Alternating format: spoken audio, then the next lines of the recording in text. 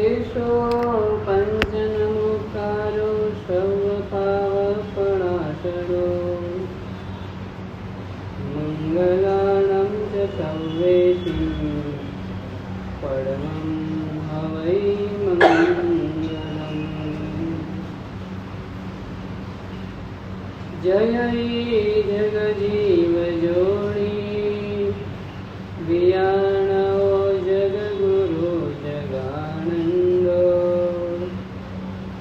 જગનાઓ જગબંધો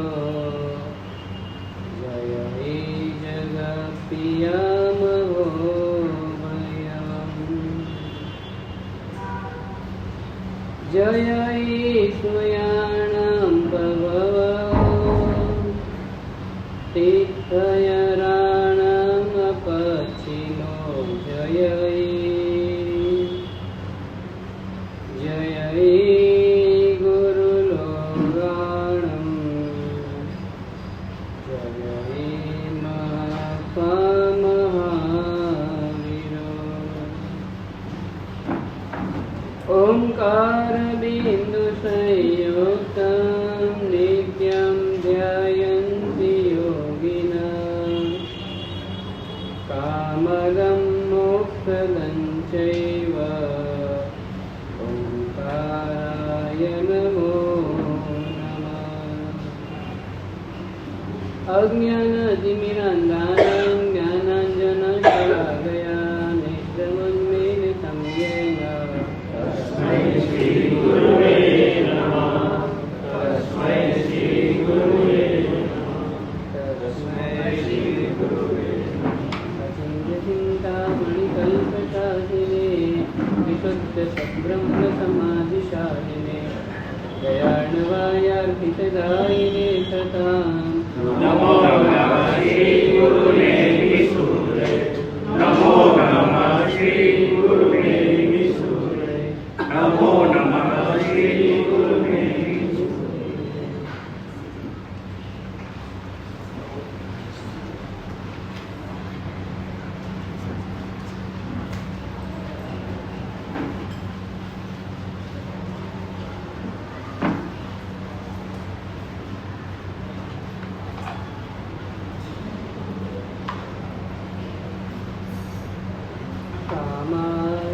कामायिकावश्यक पौषधानि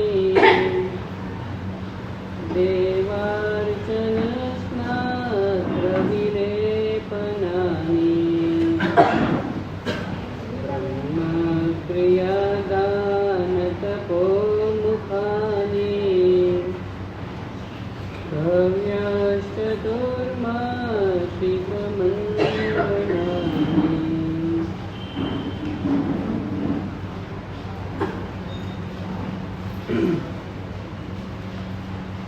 અનંત ઉપકારી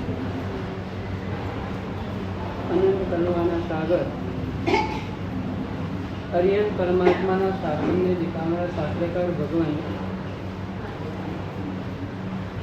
ભવ્ય જીવોના કલ્યાણને માટે કેટલીક વાતો કરે છે. ચાતુર્માસ એક પર્વ છે. એમાં પર્યુષણા એ પર્વાદી રાગ છે. જેમ ચાતુર્માસ પર્વ છે એમ આપણને મળેલો મનુષ્યનો ભાવ પણ પર્વ છે. અનંત કાળની અંદરમાં પરિભ્રમણ કરતા કરતા આ આત્માને મનુષ્યનું ફળિયું પ્રાપ્ત થયું છે.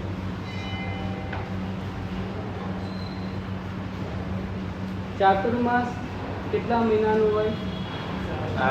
કેટલા વાળા? બાજુ તો 50 દિવસ. કેટલા દિવસનું હોય?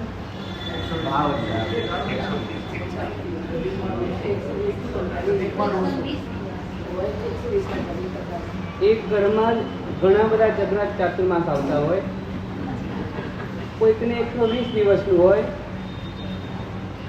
શ્રાવિકાને 120 દિવસનું હોય, શ્રાવકને 50 દિવસનું હોય, છોકરાને 8 દિવસનું હોય, એના છોકરાને 1 દિવસનું હોય. હા? અનુકૂળતા હોય એ પ્રમાણે કરે. એકવાર જ્ઞાની ભગવાનને પ્રશ્ન પૂછવામાં આવ્યો, આ સંસાર અમારો વધતો કેમ રહ્યો? આ સંસારનો અંત અમારો કેમ આવતો નથી? આમ તમને વિચાર ના આવે એવું કેમ આ સંસારનો અંત કેમ આવતો નથી? આ ફરીવાર જન્મ લેવાનો, ફરી બાલ મંદિરમાં જવાનું, ફરી એક્ઝામ આપવાની, ફરી મેટ્રિક પાસ કરવાની, ફરી બોર્ડમાં આવવાનું, ફરી જોબમાં બેસવાનું, આવું આ સાયકલ આપણી ચાલ્યા જ કરે. એનો અંત કેમ નથી આવતો?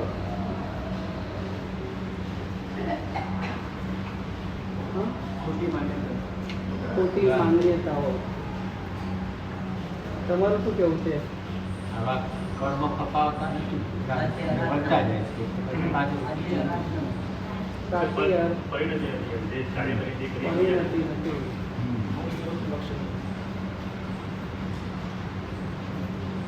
લક્ષ્ય તો મોખું હોય છે, ક્રિયાઓ પણ સારી કરીએ છીએ,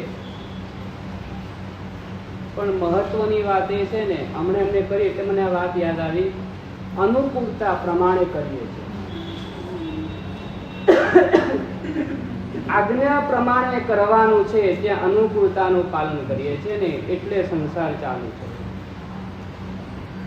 આજ્ઞા પ્રમાણે કર્યું હોત તો ક્યારેય પહોંચી ગયા હોત. પણ તમે કેવું બંને આપણે આપણી અનુકૂળતા પ્રમાણે કરતા આવ્યા છે. ઘણું બધું અનુકૂળતા પ્રમાણે સેટિંગ કરી નાખ્યું આપણે. ઘણી બધી વસ્તુઓની અંદરમાં અનુકૂળતાને આપણે આગળ કરતા રહ્યા, આજ્ઞાને પાછળ કરતા રહ્યા. ક્રિયા કરવાની, પ્રતિક્રમણની વિધિ તો પ્રતિક્રમણ પ્રમાણે જ કરવાની, પણ ટાઈમ મારી અનુકૂળતાનો કરવાનો. પૂજા તો અષ્ટપ્રકારની પૂજા જ કરી આપણે, એમાં કોઈ ફેરફાર નથી કર્યો આપણે. 5મી ને પહેલી આમ તેમ પણ નથી કરી, પણ સમય તો મારી ઈચ્છા પ્રમાણે, મારી અનુકૂળતા પ્રમાણે કરવાનો. અનુકૂળતાનું પાલન ઘણું બધું કર્યું ને, એટલે સંસાર ચાલુ રહ્યો છે. હવે આજ્ઞા પ્રમાણે જીવન જીવ્યું છે. મનુષ્યનો ભાવ જે છે ને, એ આખો પર્વ છે. મનુષ્યનો ભાવ આપણને અનંત કાળની અંદરમાંથી થોડાક વર્ષ માટે મળ્યો છે ને, એ આપણા માટે તહેવાર છે, આપણા માટે ઉત્સવ છે. એક દિવસ નહીં, આખો જન્મ આપણો ઉત્સવ માટે મળેલો છે. તો કોઈએ શિષ્ય ગુરુને પ્રશ્ન પૂછે છે, તો આ મનુષ્યનો ભાવ મળ્યા પછી છોડવા જેવું શું છે? છોડવા જેવું શું? તરુણ, શું છોડવા જેવું? પરિવાર છોડવા જેવો લાગે છે? તો લાગતો જ નથી. તો છોડવા જેવું શું છે? બધું છોડવા જેવું છે. આસક્તિ છોડવી છે. જો છે ને, ગોખેલું નહીં બોલવાનું, આમ આપણે અંતરથી બોલવાનું. અંતરથી આપણને જે લાગતું હોય, છોડવા જેવું શું છે, જેને લાગતું હોય એનો પ્રયાસ અને પ્રયત્ન એ તરફનો જ હોય. આસક્તિ છોડવા જેવી લાગતી હોય તો આસક્તિ છોડવાનો પ્રયત્ન હોય. સંસાર છોડવા જેવો લાગતો હોય તો સંસાર છોડવા માટેનો પ્રયત્ન હોય. કસાયો છોડવા જેવા લાગતા હોય તો કસાયો છોડવા માટેની પરિણતિ હોય. પણ આપણી પરિણતિ તો એવી દેખાય છે કે આપણે જે કરીએ છીએ બધું જ બરાબર જ છે. આજે આંબેલ કર્યું હતું ને, હવે કાલે પાણું કરવાનું. એટલે પાણામાં શું જોઈએ?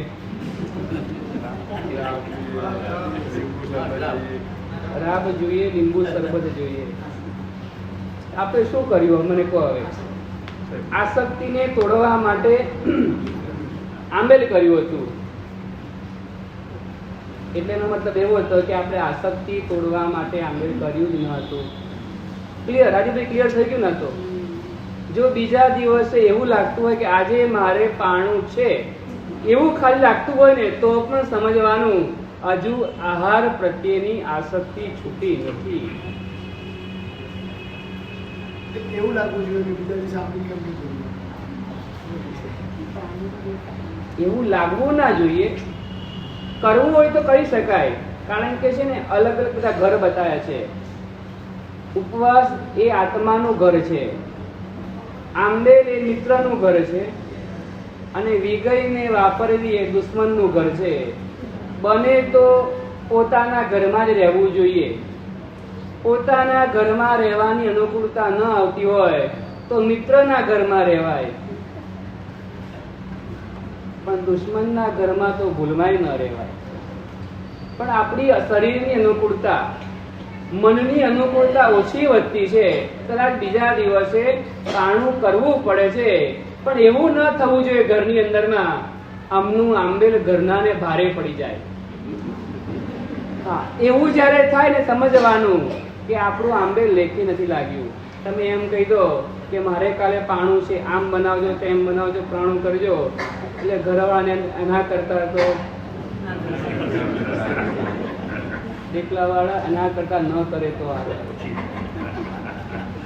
એટલે સમજવાનું આપણું હજુ લેખે નથી લાગ્યું. આપણી મહત્વની વાત છે છોડવા જેવું શું છે. આમ પ્રેક્ટિકલ બોલવાનું, આમ સમજમાં દાન આવે ને એવું. તમે બધું ઊંચું આવે, પરિણતિ વાતો કરો, બધું અઘરું પડી જાય થોડું ઘણું. આમ છોડવા જેવું સહેલું, આમ દરેકને સમજાય તેવું.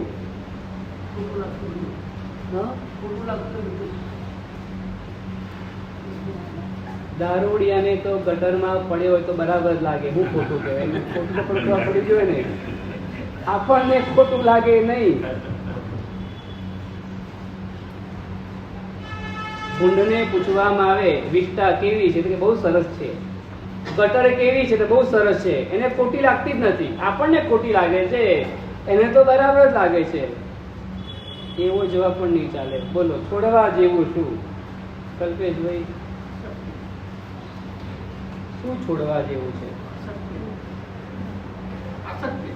તો તમે મોડા આવ્યા તમે એમ ને, એક વાર પિક્ચર ક્લિયર થઈ ગયું. આસક્તિ પિક્ચર તો હવે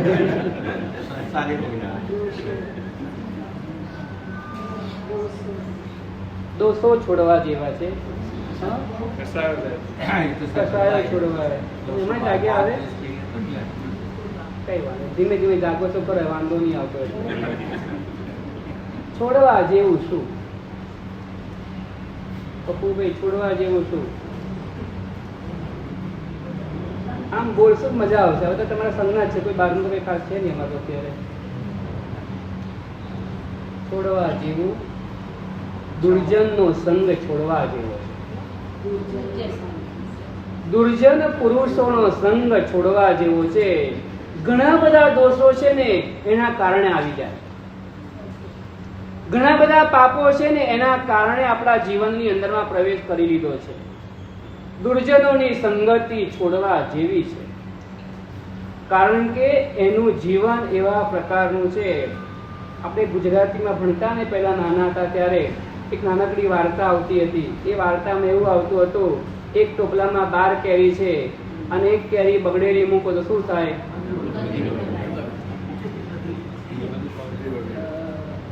12 સારા ભેગા થઈને પણ એકને સુધારી શકતા નથી. આ એક્ઝામ્પલ છે. આ 12 સારી કેરી ભેગી થઈને પણ એકને સારી કરી શકતી નથી, પણ એક બગડેલી કેરી બારેવને બગાડી શકે છે. એટલા માટે સૌથી પહેલા નંબરમાં ભગવાન એવું સરસ શીખવાડ્યું, શિષ્યને કહે છે દુર્જનની સંગતિ છોડવા જેવી છે. આપણને લાગવું જોઈએ કે આના થકી મારા જીવનમાં દોષોનો પ્રવેશ થઈ રહ્યો છે, આના થકી મારા જીવનની અંદર વ્યસનો આવી રહ્યા છે, આના થકી મારા જીવનમાં પાપની પ્રવૃત્તિઓ વધતી રહી છે, આના થકી હું હવે ખોટું બોલતા શીખી ગયો છું ને એવું લાગે, સમજી લેવાનું આ બધી જ દુર્જનોની સંગતિ છે. એટલે સૌથી પહેલા નંબરમાં દુર્જનની સંગતિ છોડવા જેવી છે. શિષ્ય ગુરુને બીજો પ્રશ્ન પૂછે છે, તો ગુરુદેવ, તો મનુષ્યની સાચી સંપત્તિ કઈ છે? મનુષ્યની સાચી સંપત્તિ કઈ? ગમે તે પ્રશ્ન શિષ્ય પૂછી શકે અને ગુરુ પોતાના ક્ષયો પસંદ પ્રમાણે જવાબ આપી દે. મનુષ્યની સાચી સંપત્તિ કઈ? સજ્જનની સંગતિ કરવીને એ મનુષ્યની સાચી સંપત્તિ છે. સજ્જન પુરુષોની સંગતિ કરવી એ મનુષ્યના જીવનની સાચી સંપત્તિ છે. સજ્જનોની સંગતિ થાય એટલે જીવનમાં ગુણોની અભિવૃદ્ધિ થાય. આજે તો બહુ સરસ એકદમ શબ્દ આવડી ગયો, કલ્યાણ મિત્ર. ચાર મિત્ર ભેગા પાલિતાણા જતા હોય, આ મારો કલ્યાણ મિત્ર. હું કલ્યાણ મિત્ર. ખાલી પાલિતાણા ભેગો થાય કલ્યાણ મિત્ર ના કહેવાય. આપણને આત્મહિતના માર્ગમાં જોડી આપીએ ને એને કલ્યાણ મિત્ર કહેવાય. આપણા આત્માનું કલ્યાણ થાય એવા રાહ ઉપર આપણને ચડાવે ને એને કલ્યાણ મિત્ર કહેવાય. વંદન કરવા જોડે ગયો એટલે કલ્યાણ મિત્ર બની ગયો. અમે 5 દિવસ સમય શિખરમાં યાત્રામાં જોડે હતા અને કલ્યાણ મિત્ર બની. કલ્યાણ મિત્ર એ ના કહેવાય. શરીર પારી સંઘમાં ગયા, આ મારી કલ્યાણ મિત્ર. શું કલ્યાણ મિત્ર? એટલો સરસ શબ્દ અત્યારના માર્કેટમાં ચાલી રહ્યો છે ને, અને કેટલાક લોકોમાં ભોળવાઈ ગયા છે. સજ્જન પુરુષોની સંગતિ એ મનુષ્યની સાચી સંપત્તિ છે. આપણી ઉપાર્જિત કરેલી સંપત્તિ આપણા હાથમાંથી ચાલી જઈ શકે છે. આપણી ઉપાર્જિત કરેલી સંપત્તિ કોઈ લૂંટી શકે છે. કદાચ ન જાય ને આપણે મૂકીને જવું પડે છે, એટલે આપણી સંપત્તિ નથી. ક્યાં આપણે એને મૂકીને જઈએ અથવા ક્યાંક એ આપણને મૂકીને જાય. બાકી લઈ જવાની કોઈ વ્યવસ્થા છે નહીં. છે કોઈ વ્યવસ્થા દેશોમાં? કઈ નહીં. રાજુભાઈ કેમ? હા,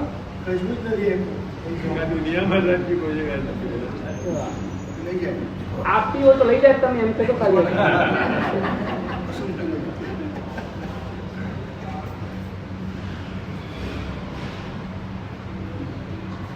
સજ્જન પુરુષોની સંગતિ એટલે શું? સત એટલે સાધુ પુરુષ. સાધુ પુરુષની સંગતિ, સાધુ પુરુષનો સંગ, સાધુ જન સાથેનો સત્સંગ એ મનુષ્યના જીવનની સંપત્તિ છે. જીવનમાં ઘણું બધું ભેગું કરીએ એ સંપત્તિ નથી, પણ કે છે ઓલિયા સાથે વિતાવેલી ઘડી બે ઘડી છે ને એ મનુષ્ય જીવનની સાચી સંપત્તિ છે. ફકીર સાથે વિતાવેલી બે ઘડી બે પળ એ પણ તમારા જીવનની સંપત્તિ બની શકે છે. ભગવાન મહાવીરના જીવનની વાત આવે છે કે ભગવાન મહાવીરનું સમવસ્ત્ર રચાયેલું હોય અને પરમાત્માનો અતિશય એવો હોય, કાંટા પણ ઊંધા વડે અરિહંતા જેવું. કાંટા પણ ભગવાનના અતિશયના પ્રભાવે સીધા હોય તો આડા થઈ જાય. આપણે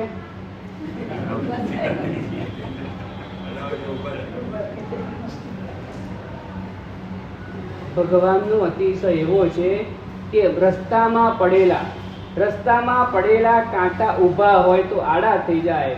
આપણે તો ઘરમાં જ પડેલા હોય ને, આપણે તો કેવું ઘરમાં જ પડેલા હોય. આપણે આમ કહીએ ને આપણા ઘરના કે આમ જવું છે. પરમાત્માનો અતિશય કેવો અદ્ભુત. અને એવા સમયમાં એક ચોર ભાગી રહ્યો છે અને પગમાં એ વખતે યોગાનીઓ કેવું રહ્યું, એક કાંટો ઉભો રહી ગયો. એક કાંટો, કાંટા ઊંધા થઈ જાય પણ એક કાંટો ઉભો રહી ગયો. અને પેલો ચોર જે દોડી રહ્યો હતો ને એના પગની અંદરમાં એક કાંટો ઘૂસી ગયો. કાંટો ઘૂસી ગયો એટલે આમ ચાલવામાં તકલીફ પડે. કેટલીક વસ્તુ એવી હોય, આંખમાં કણો એ ખૂંચવા લાગે, આમ દાંતમાં તણકલું ભરાઈ ગયું હોય, ધર્મિકભાઈ આમ જીભ ત્યાં જ જાય, આખો દિવસ આમ જ્યાં નીકળે ને એની ચેન ના પડે.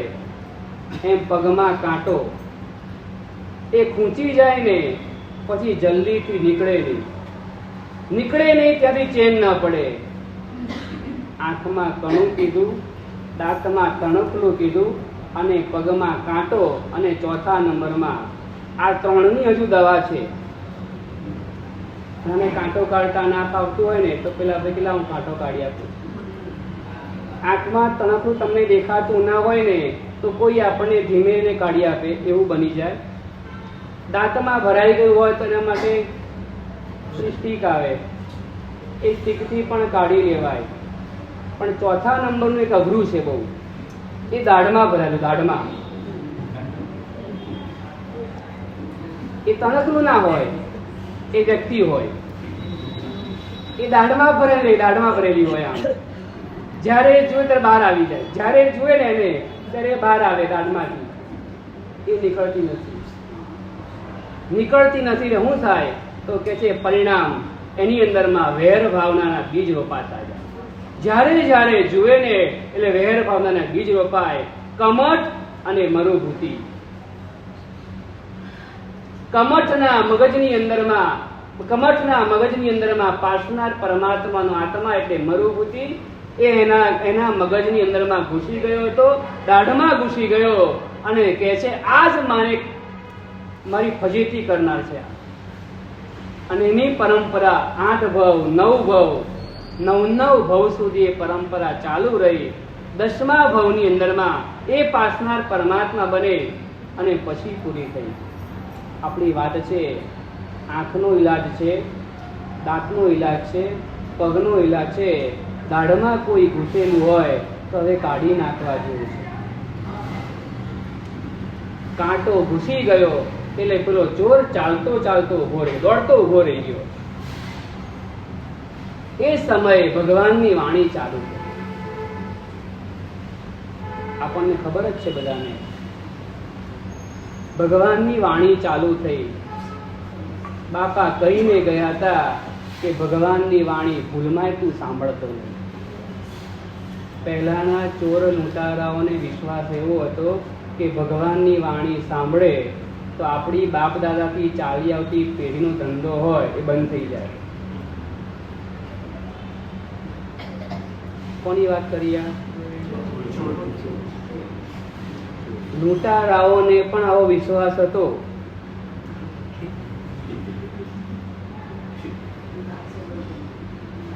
અમને તો હોય વિશ્વાસ, પણ બધા માટે ના હોય. એમ કોઈક છે, કોણ છે એમને ખબર નથી ને એટલે બધાને પીરસી દઈએ અમે. કોઈકના જીવનમાં ભગવાનની વાણી સ્પર્શી જવાની છે ને એવી અમને ખબર છે કે આ સંઘની અંદરમાંથી એવા કેટલાક પુણ્યવાન આત્મા હોય કે જેના જીવનમાં આ ભગવાનની વાણી સ્પર્શવાની છે ને એના માટે બધાને જાહેરમાં મેં વ્યાખ્યાન આપી દીધું. ભગવાનની વાણી સાંભળવીની બાપાએ કહ્યું હતું ને, અને વાણી શરૂ થઈ ગઈ એટલે પેલા લૂંટારાએ કાનમાં આંગળી નાખી દોડી રહ્યો હતો, એમાં કાંટો વાગી ગયો એટલે કાંટો દોડવામાં સ્થગિત કરાવી રહ્યો હતો. દોડવું જરૂરી હતું એટલા માટે કાંટો કાઢવા માટે આંગળી બહાર કાઢી અને કાંટો કાઢી લીધો. એટલી વખતની અંદરમાં 4 વાક્ય સંભળાઈ ગયા. કયા કયા વાક્ય સંભળાયા? જીવોની આંખો પર ખરા મારતી નથી, જીવો શરીરની અસર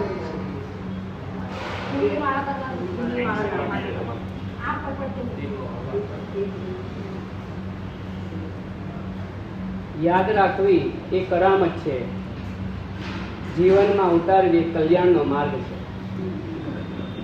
ભગવાનની વાણીને યાદ રાખવીને તમારી બુદ્ધિની કરામત છે, પણ જીવનમાં ઉતારી લેવીને એ આત્મ કલ્યાણનો એ રાહ છે આપણા માટે. ભગવાનની 4 વાક્યો ભગવાનના એના કાનની અંદરમાં પડી ગયા. દેવતાઓની ફૂલની માળા કરમાતી નથી.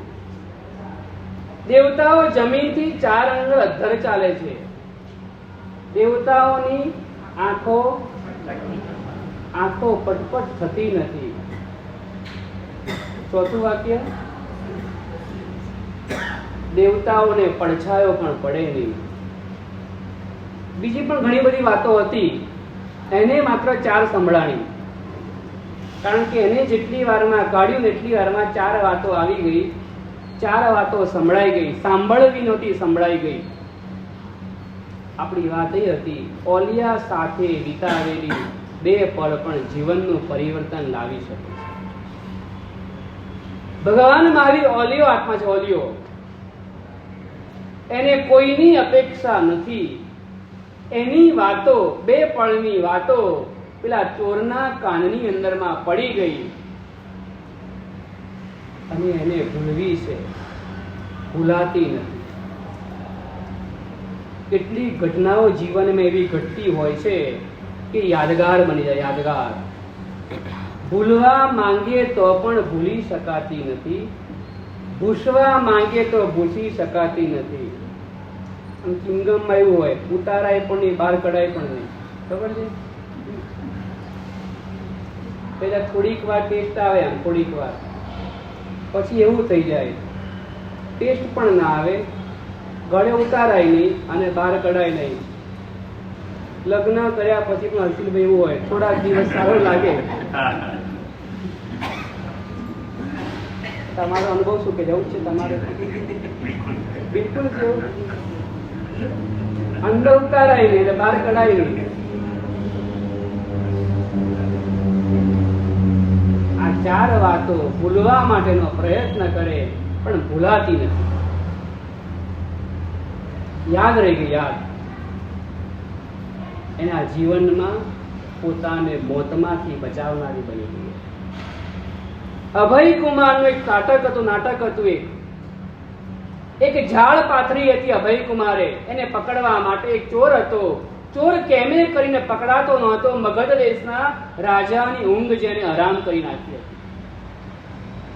મગધ દેશનો રાજા, એની પાસે 500 મંત્રીઓ. કેટલા મંત્રી? 500 મંત્રી ભેગા થઈને પણ એક ચોરને પકડી શકતા નથી. એટલે મહામંત્રીને વચમાં પડવું પડ્યું. મહામંત્રી પણ પકડવા મથે છે. ચોર આબાદ ફટકી ગયો, આબાદ. કોઈ પણ જાતના ક્લેમ લગાવ્યા વગર છટકી ગયો. અભય કુમાર આખી ઝાડ બિછાવી. જે વ્યક્તિ ચોર લાગતો હતો એનું લક્ષણ હોય કેટલાક. સામુદ્રિક શાસ્ત્રની અંદરમાં કેટલાક વ્યક્તિઓના લક્ષણ બતાવેલા હોય. એને આંગળા આવા હોય, એની આંખો આવી હોય, તમને બધું કહેવાય નહીં આ બધું. હા, એના ઉપરથી લાગી ગયું આ ચોર આ જ છે. કેટલીક એની કરતૂતો પણ એવી દેખાણી, એની નજર પણ એવી લાગી, આ ચોર જ હોવો જોઈએ. એને ઘરે જમવા માટે લઈ આવ્યો કે ભાઈ ચલો જમવા. આગ્રહ કરીને જમવા લઈ આવ્યો અને જમાડતી વખત એવું પાણી પીવડાવી દીધું કે જમીને બેભાન બની ગયો. બેભાન બની ગયા પછી એક મહેલમાં મોકલી દીધો, કપડાં બદલાવી દીધા અને ચારે બાજુ દેવલોકનું દ્રશ્ય ઊભું કરી દીધું અને જાણે દેવલોકમાં ઉત્પન્ન થયો હોય એવું આખું ડ્રામા બતાવ્યો. આ ચોર છે એવું કબૂલ કરાવવાનું હતું અને ચોરને હોશ આવ્યો. દેવીઓ ગોળ ગોળ ફરી રહી છે. સ્વામી, તમે અમારા દેવલોકમાં ઉત્પન્ન થયા છો, અમે બધા તમારા જ છે,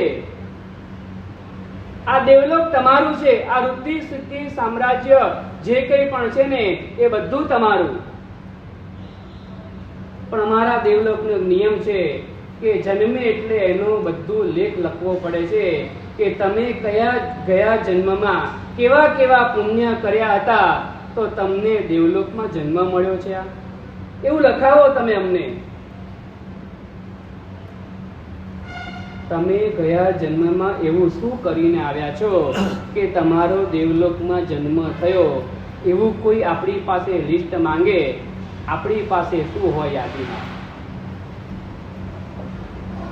આપણને કોઈ પૂછે, ભૂલમાં ઉપર પહોંચી ગયા, આમ જવાનું તું નીચે અને ઉપર પહોંચી ગયા અને ઉપર કદાચ પૂછી લેવું કે તમે શું કરીને બાજરી વાળા, તમે શું કહેવાના ત્યારે? આમ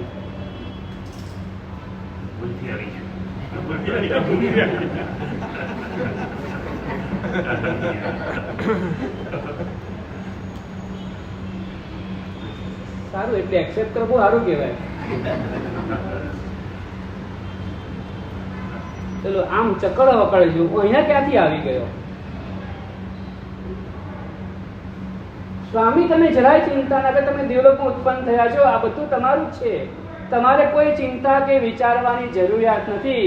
ખાલી એટલું કહી દો કે તમે કેવા કેવા પુણ્ય કર્યા હતા ને તો તમે દેવલોકની અંદરમાં આવ્યા. એ કોણ હતો? એ ભૂલવાન, એ ચોર હતો.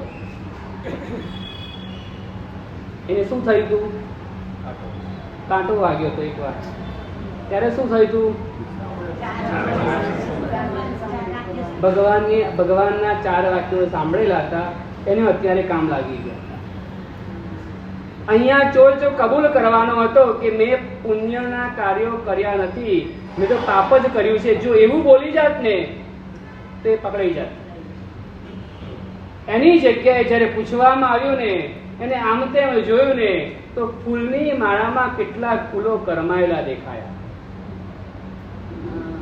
એ દેવીઓની આંખો છે ને આમ ચકલ વકડ થઈ રહી હતી. એ દેવીઓના પગ છે ને જમીનને સ્પર્શતા હતા. આવું જ્યાં જોયું ને ત્યાં આ દેવ બનેલો ચોર બનેલો દેવ બનેલો ચોર, આ દેવલોક લાગતો નથી. ના, દેવલોક નથી આ. એનું મન સ્વીકારવા માટે તૈયાર નથી. ત્યાં દેવીઓ ફરીવાર બોલો સ્વામી બોલો, અમે બધા તમારા જ છે. તમે કયું પુણ્ય કર્યું તો તમારો જન્મ અહીંયા થયો છે ને એ તમારે લખાવવું પડે. ચિત્રગુપ્તે અમને ચોપડો આપ્યો છે, એ ચોપડામાં લખી અમારે ઇન્દ્ર મહારાજાને આ રિપોર્ટ આપવાનો હોય, માટે તમે બોલો. પેલા જોયું કે આ દેવલોક નથી જ. બરાબર ધ્યાનથી જોતો જાય, અરે પડછાયો પણ દેખાય છે,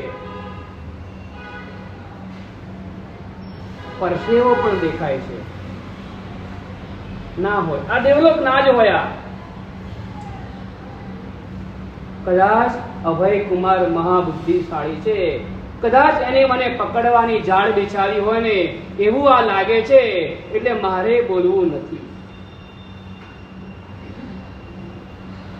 પેલી દેવીઓ આગ્રહ કરે છે, બોલો સ્વામી બોલો. હવે જોયું કે બોલ્યા વગર ચાલે છે ને, આપણે પણ ગોઠવી દઈએ. હવે એને કીધું મેં તો મંદિરો બનાવ્યા, મેં ધર્મના સ્થાનકો ઉભા કર્યા હતા ધરતી ઉપર રહીને, મેં રોજ માટે દાનશાળાઓ ખોલી હતી, લોકોપયોગી પણ કાર્યો કેટલા કર્યા, કુવા ખોદાયા હતા. એમ એક સુકૃતના કાર્યો એ પોતાની મેળે જેમ આવે ને એમ બોલતો ગયો.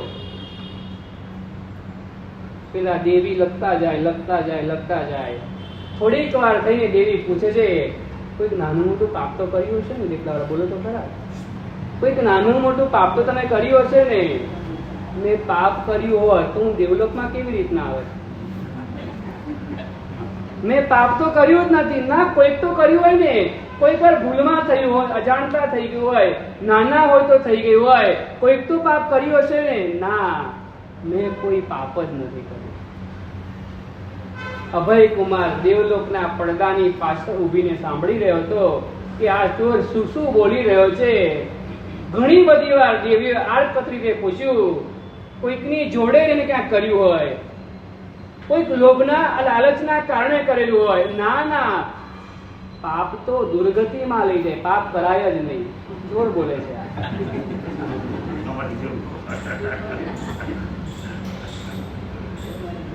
પાપ શા માટે કરવાનું? ભગવાને સંપત્તિ પુષ્કળ આપી હતી, મેં તો જીવન આખું સુકૃતના કાર્યો કરવામાં જ પૂરું કર્યું છે. દેવી પૂછે, ધંધામાં તો ક્યાંક ખોટું કર્યું હશે ને? અરે રે, તું શું બોલો છો? મારા બાપાએ મને શીખવાડ્યું, અનીતિની સોનામોર કરતા નીતિની પાઈ વધારે કિંમતી હોય. મેં ધંધામાં ખોટું નથી કર્યું. ઘણી બધી વાર ટ્રાય કરી જોયો, કંઈક તો. ના, મેં ક્યાંય ખોટું નહીં, ક્યાંય નથી કર્યું.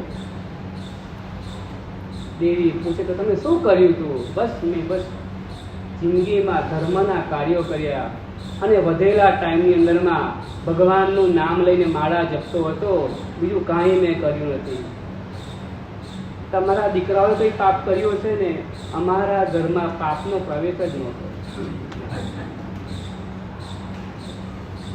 આપણે બોલવામાં એટલો તો હોશિયાર છે ને, એ ચોર અત્યારે ભલે ના હોય છતાં પણ ચોર જીવે છે તો ખરો. અત્યારે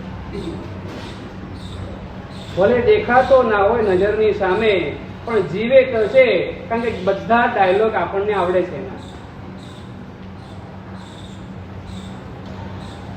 અભય કુમારે દેવીને ઈશારો કર્યો, એને કાઢી દો, જવા દો એને. હવે આ માછલું ઝાડમાં ફસાય એવું દેખાતું નથી. અભય કુમારની બુદ્ધિ હોજો. લખો, તેમાં લખો. આમ દિવાળીના ચોપડા પૂજનમાં લખીએ, અભય કુમારની બુદ્ધિ. અભય કુમારની બુદ્ધિને પણ માત કરી જાય ને એવી આ ચોરની બુદ્ધિ હતી. એના કરતા વધારે બુદ્ધિશાળી હતો, છોડી મૂકવામાં આવ્યો. બહાર નીકળ્યા પછી ધરતી પર આવી જ ગયો હતો. વિચાર કરે છે, જો તે દિવસે આ ભગવાનના મેં વાક્યો સાંભળ્યા ના હોત ને તો આજે હું ક્યાં હોત. મનુષ્યની સાચી સંપત્તિ, એ ચોરની પાસે ઘણી બધી લૂંટેલી સંપત્તિ હતી, એ એને બચાવી નથી શકી. એને બચાવનાર કોણ હતું? ભગવાનની વાણી. બસ આ ચાતુર્માસ દરમિયાન આપણે એટલું કાર્ય કરવું છે, ભગવાનની વાણી સાંભળવી છે અને બીજાને સાંભળવા દેવી છે. કેટલાય લોકો એવા હોય, ન આવી શકતા હોય ને, એને આપણે પ્રેરણા કરવાની કે તમે 1-2 વાર આવો. આપણી સાચી સંપત્તિ આ છે. આપણા જીવનને, આપણા આત્માને સુધારવા માટે, આપણા પરિવારને પુણ્યનું ભાથું બંધાવવા માટે પણ કહે છે, સાચી સંપત્તિ કોઈ હોય તો આ ભગવાનની વાણી છે. બીજા કોઈ કાર્યો આઘા પાછા કરી લેજો, ક્યાંક ઓછા વધતા કરી લેજો. કદાચ રોજ અષ્ટપ્રકારની પૂજા કરતા હોય અને સમયની અનુકૂળતા ઓછી વધતી હોય, 1-2 પૂજા કરજો, પણ ભગવાનની વાણી છોડતા. મનુષ્યની સાચી સંપત્તિ હોય તો સજ્જનની સંગતિ, એ સાધુ પુરુષનો સત્સંગ છે ને, એ મનુષ્યની સાચી સંપત્તિ. આ ચાતુર્માસ એક એવા પ્રકારનો સમય હોય કે તમને નિરંતર ભગવાનની વાણી સાંભળવામાં નિરંતર મળે. શેષ કાળની અંદરમાં પણ ધાનેરાપુર એવું છે કે ગુરુ ભગવાનનું આવાગમન ચાલુ રહે, પણ ગુરુ ભગવાન તો બદલાયા કરે, તમે એકના એક રહી જાઓ. બરાબર ને? ગુરુ ભગવાન તો બદલાતા રહે, તમે એકના એક રહી જાઓ. આમ સરકારી બસમાં એવું હોય, ડ્રાઈવર એકનો એક જ રહે.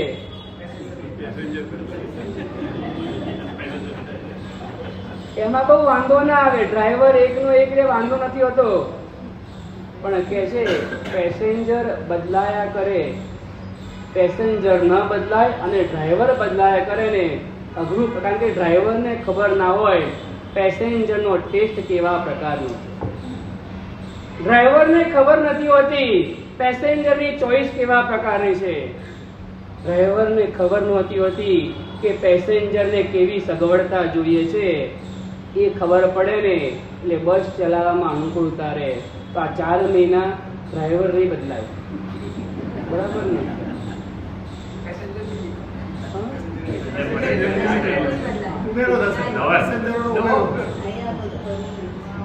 ડ્રાઈવર નહીં બદલાય, પેસેન્જર પણ નહીં બદલાય. એટલે આ એક જ સમય એવો હોય છે 4 મહિનાનો, એટલા માટે લાભ ઉઠાવવાનો. એટલા માટે સજ્જન પુરુષોની સંગતિ આ 4 મહિના કરવા માટે મળે. આમ વ્યાખ્યાન સાંભળવા માટે ઉંમર કઈ? આમ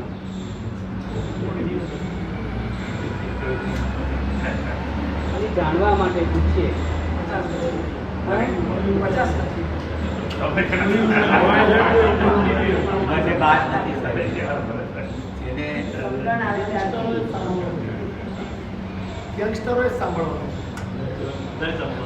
તમને આટલી સમજણ છે એટલે એમ કહું છું કે લેતા આવજો એમ કહું છું.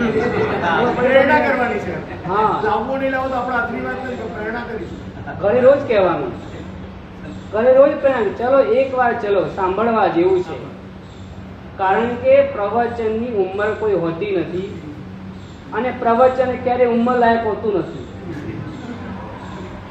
એટલે પ્રવચન તો નિરંતર સાંભળવા જેવું હોય. સજ્જનોની સંગતિ, સંપત્તિ ઉપાર્જન કરવાની ઉંમર આપણે કોઈ રાખી નથી. બરાબર ને?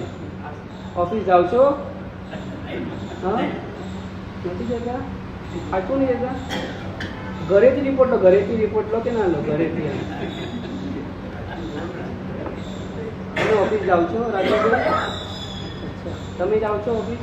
એવું જવાબદારી વાળું કામ છે, પણ જવાનું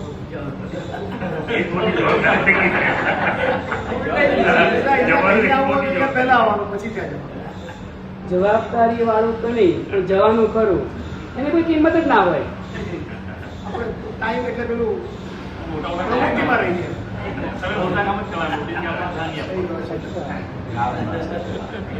એક્ટિવ રહેવાનું, પ્રવૃત્તિ કોઈ પણ વિચારવાનું. હું તમને બધું કહીશ, પ્રવૃત્તિ બધું કહીશ, ધીરે ધીરે બધું કહીશ. ધીરે ધીરે આજે એટલું રાખીએ આપણે કે આપણે ઘરે પ્રેરણા કરવાની. પૂજા કરું છું દરરોજ. આજે પૂજા થોડી લેટ કરીશ, બને તો અહીંયા આવ્યો, સાંભળવા જ આવ્યો. આ હવે ઘરે કહેવાનું, જેટલું યાદ રહે એટલું ઘરે કહેવાનું. પગડમ બગડમ નહીં કરતા, બંધુક નહીં કરતા. એક જગ્યા છે ને, એક મૌલવી બોલતા હતા, શરાબ પીને જૈસા હૈ.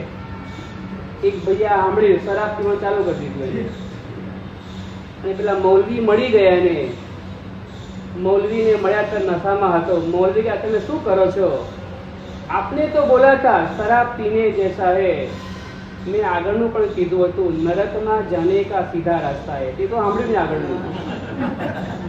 એટલે અધૂરું પણ નહીં કહેતા, પૂરેપૂરું ત્યાં કહેજો. અમારું જે કંઈ પણ એનું હોય ને, ભલે સાર લો તમે, સાર જેટલું યાદ રહે એટલું નહીં કહેતા, પણ સાર કહેજો કે પ્રવચન જીનવાણી સાંભળવા જેવી છે. પ્રભુની વાણી જ આ સંસારની અંદરમાં તારનારી છે. પ્રભુની વાણી જ આત્માનું હિત કરનારી છે. પ્રભુની વાણી દુર્ગતિથી બચાવનારી છે. એટલા માટે અહીંયા ભાર મૂકે છે. શિષ્ય જ્યારે ગુરુને પ્રશ્ન પૂછે છે કે મનુષ્યની સાચી સંપત્તિ કઈ, તો કહે છે સજ્જન પુરુષની સંગતિમાં રહેવાનું. વસ્તુપાલ મંત્રીશ્વરે પરમાત્માની પાસે માંગણી કરી. એમાં એક આ માંગણી કરી હતી, સદવૃત્તાનામ ગુણગણ કથા દોષવાદૈચ મૌન. સજ્જન પુરુષોની સંગતિ મને પ્રાપ્ત થાવ ભગવાન. જ્યાં સુધી મારા આત્માનું કલ્યાણ ન થાય, જ્યાં સુધી મારા આત્માનું મોક્ષ ન થાય ને, ત્યાં સુધી મને 7 વસ્તુની પ્રાપ્તિ કરવી જોઈએ. એમાં એક વસ્તુ કઈ હતી? તો કે સજ્જન પુરુષોની સંગતિમાં.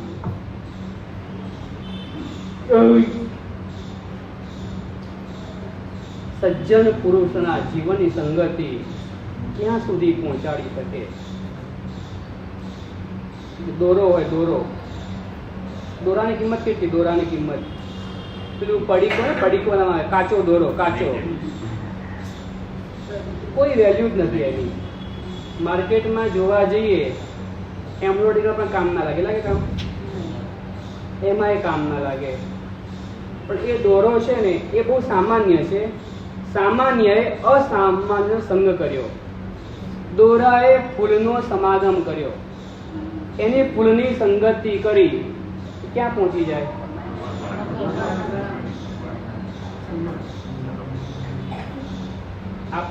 ભગવાન પાસે આવનારા 2 પ્રકારના ભક્તો હોય. એક ગળે પડેલા ભક્તો હોય. આ ગળે પડ્યો નહીં એવું નથી. આ તો ભગવાનના અંગની શોભાને વધારવામાં નિમિત્ત બની ગયો. સામાન્ય દોરો, દોરો, કોઈ એની કિંમત નહીં, કોઈ એનું ઝાઝું મૂલ્ય નહીં, પણ એને ખાલી પુષ્પની સંગતિ કરી, ગુલાબનો સંગ કર્યો એને, અને કહે છે એ દોરો ભગવાનના કંઠ સુધી પહોંચી શકે છે. તો સજ્જન પુરુષોની સંગતિ આપણા આત્માને ક્યાં સુધી પહોંચાડી શકે છે. દોરો તો નિર્જીવ છે, નિર્જીવ જડ છે. જડની અંદરમાં પણ કે છે આ તાકાત આવી જતી હોય તો જે ચૈતન્ય છે આત્મા, જે પ્રભુના શાસન સુધી પહોંચી ગયેલો આત્મા છે, અને હવે જો એ સાધુના સમાગમની અંદરમાં આવે, સાધુના પરિચયની અંદરમાં આવે, સાધુના સત્સંગની અંદરમાં આવે ને તો એના જીવનની અંદરમાં પરિવર્તન આવ્યા વગર રહે જ નહીં, રહે જ નહીં, રહે જ નહીં. એક સામાન્ય પ્રસંગ છે એવો. ભાવનગરમાં એક રહેતી હતી કીડી. એની સુરત એની બીજી ફ્રેન્ડ સુરતમાં રહેતી હતી. તમારે કોઈ ફ્રેન્ડ મળે બહાર ગામ રહે કે ના રહે? એવું હોય ને, હોય જ એવું હોય, બધાને હોય એવું. ભાવનગર વાળી કીડીએ સુરત વાળી કીડીને ફોન કર્યો કે ભાવનગર તું ખાસ આવજે. હવે દિવસ તો 15 દિવસની જ વાર હતી અને કીડી સુરત થી નીકળે તો ત્યાં ક્યારે પહોંચે? આમ ક્યારે પહોંચે? એ પહોંચે જ નહીં. કોઈ ત્રાસ જ નથી. કદાચ નીકળે ને તો હેમખેમ રહે, બહુ મોટી વસ્તુ છે. હેમખેમ રહે તો બહુ મોટી વસ્તુ છે. એટલે પહોંચી શકવાની કોઈ એટલે ના પાડી કે હું નહીં આવી શકું, પણ સામે હોય બહુ આગ્રહ હતો તારે આવવું જ પડશે. આપણે આટલો જૂનો સંબંધ કહેવાય, તારે આવવાનું. એનો આગ્રહ સારો હોય તો સવાર બપોર સાંજ મોબાઈલ ફ્રી હતો. એ 3 ટાઈમ ફોન કર્યો એને. 3-4 દિવસ તેને વાત ઉડાવી દીધી. 5મા દિવસે પણ ફોન આવે નથી કે હવે જવું જ પડશે, આપણે હવે ચાલશે નહીં. ઘણા લોકો આગ્રહ કરવા માંગતા હોય, આગ્રહ આમ એમને ના આવે. ઘણાને એવું હોય આગ્રહ કરો ને નીરજભાઈ પછી આવે, ઘણાને એવું હોય આમ. એટલે એને એવું લાગ્યું કે મને બહુ આગ્રહ છે, જવું જ પડશે. હવે જવા માટે નક્કી કર્યું. વેસૂત નીકળી ગઈ. હવે શું કરી હતી એ? અને ધીમે ધીમે બિલ્ડિંગની બહાર આવી. એને સ્ટેશન જતું. સ્ટેશન ક્યાં આવ્યું? અરિયન પાર્ટી બાજુ સ્ટેશન, ત્યાં પહોંચવાનું હતું. કેમ પહોંચે હવે? એને બસમાં તો ચડી શકે નહીં, કારણ બસની છે ને જે પેલું સ્ટેન્ડ પગથિયું હોય ને બહુ ઊંચું હોય એટલે જઈ શકે નહીં. હવે જવું કેવી રીતના એને?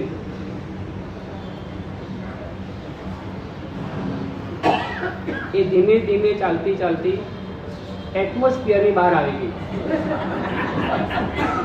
સાંભળો બરાબર. અને બહાર આવ્યા પછી એને કાર્તિકભાઈને જોયા. આ રોજ અરિયન પાર્ક બાજુ સ્ટેશન બાજુ જાય છે, ઓફિસ ત્યાં છે કે એટલે એમને કાર્તિકભાઈ ત્યાં ઉભા હતા ને એમના પગ ઉપર ચડી ગઈ અને ધીમે રહી અને ગાડીમાં આવી ગઈ. બરાબર? કારણ ગાડીમાં એક ગાડી બેસી ગઈ અને ત્યાં સ્ટેશન આવવા નજીક આવ્યું એટલે એમની ઓફિસ આવી એટલે કાર્તિકભાઈ નીચે ઉતર્યા એટલે ધીમે નીચે ઉતરી ગઈ.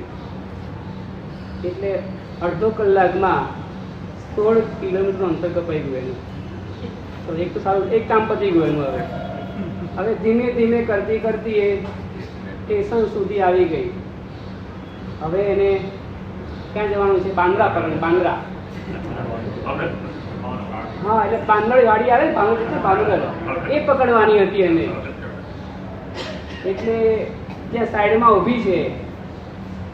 2 મુસાફર વાતો કરતા હતા.